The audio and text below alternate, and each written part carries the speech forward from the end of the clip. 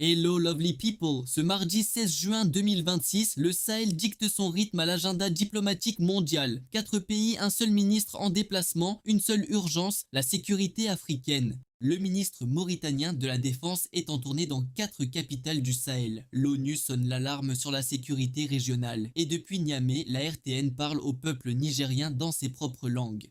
3 sujets, 12 minutes, restez avec Pan African Time, parce que l'Afrique mérite d'être racontée par les siens. Notre premier sujet, le ministre mauritanien de la Défense, Anena Ould Sidi, a entamé lundi une visite dans 4 pays du Sahel, le Mali, le Niger, le Burkina Faso et le Tchad.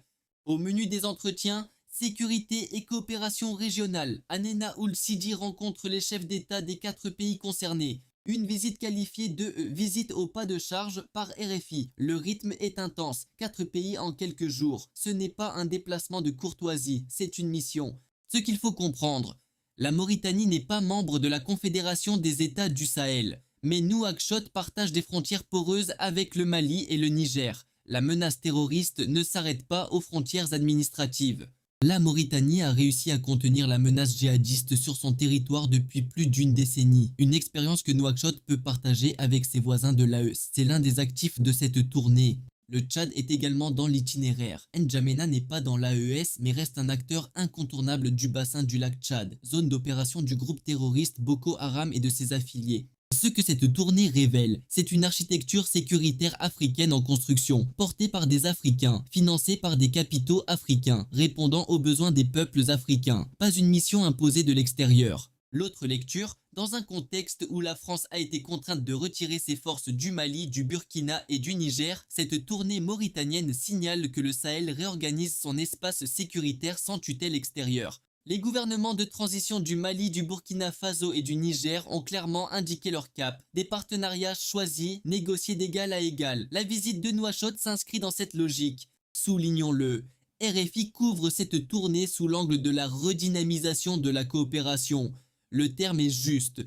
Mais la presse française omet souvent de mentionner que cette redynamisation se fait hors du cadre G5 Sahel dissous et hors de l'orbite française. Pour bien lire ce qui se passe, le G5 Sahel, créé en 2004 sous impulsion française, a été abandonné par le Mali en 2022, puis par le Burkina et le Niger. Ce que Nouakchott tente de rebâtir, c'est quelque chose de différent. Une coopération sud-sud sans architecture imposée. Bamako, Niamey, Ouagadougou, les autorités de transition de ces 3 capitales ont construit l'AES précisément pour répondre à ce besoin. Une solidarité sécuritaire africaine autonome. La tournée du ministre mauritanien est donc à lire comme un signal positif. Même les pays non membres de l'AES reconnaissent que la coopération sécuritaire au Sahel doit passer par les capitales africaines, pas par Paris. Frères et sœurs africains, où que vous soyez dans le monde, que vous soyez à Dakar, à Lagos, à Kinshasa, à Alger, à Paris ou à New York, ce qui se construit au Sahel vous concerne. La sécurité africaine est l'affaire de tous les Africains. Nous suivrons de près les résultats concrets de cette tournée. Pour l'heure, les faits rapportés par RFI indiquent que la visite est en cours et que les entretiens portent sur la sécurité et la coopération régionale. Un sujet à suivre dans les prochains jours. Passons maintenant à notre deuxième histoire, et elle est grave. Ce lundi 15 juin, le haut-commissaire de l'ONU aux droits de l'homme a lancé une alerte sévère. La région du Sahel central se trouve à un dangereux point de basculement. La cause identifiée, la multiplication des attaques de groupes extrémistes dans la zone, des groupes terroristes qui continuent de frapper les populations civiles du Mali, du Burkina Faso et du Niger. Ce sont des groupes comme le GENIM, groupe de soutien à l'islam et aux musulmans, et le IGS, État islamique au Grand Sahara, qui sont à l'origine de ces attaques. Des organisations terroristes qui ciblent délibérément les civils. L'alerte de l'ONU est factuelle et légitime. Les peuples du Sahel subissent cette violence depuis des années. Pan African Time ne minimise jamais la souffrance des populations civiles.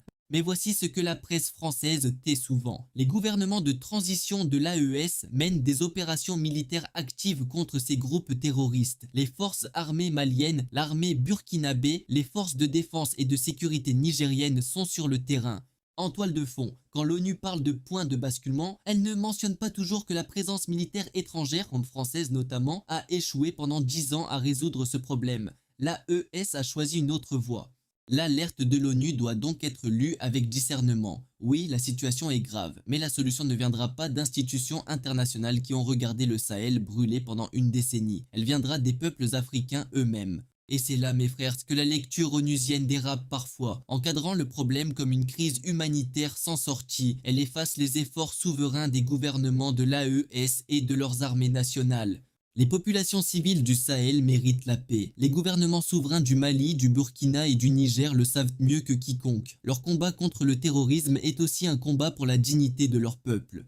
Nous passons maintenant à notre troisième sujet, et il nous ramène directement à Niamey, où la RTN a diffusé son journal télévisé en langue kanouri. Le 15 juin 2026, la radio-télévision du Niger, la RTN, a diffusé son journal télévisé en langue kanouri, un journal destiné à la communauté kanouri du Niger, l'une des grandes communautés linguistiques du pays. Le kanouri est parlé principalement dans la région de Difa, à l'est du Niger, une zone frontalière avec le Nigeria et le lac Tchad. C'est une région qui a longtemps subi les attaques de Boko Haram. Diffuser un journal en kanouri, c'est envoyer un message fort aux communautés de Difa. Vous êtes vus, vous êtes entendus, vous faites partie du Niger souverain. C'est l'information publique au service de la cohésion nationale. Le même jour, la RTN a également diffusé son journal en Tasawak, une autre langue du Niger parlée par la communauté Keltamachek et les populations du nord du pays. Le Tazawak est associé aux populations du nord du Niger, dans des zones comme Ingal et les régions d'Agadez, des territoires vastes, souvent éloignés des centres de décision de Niamey.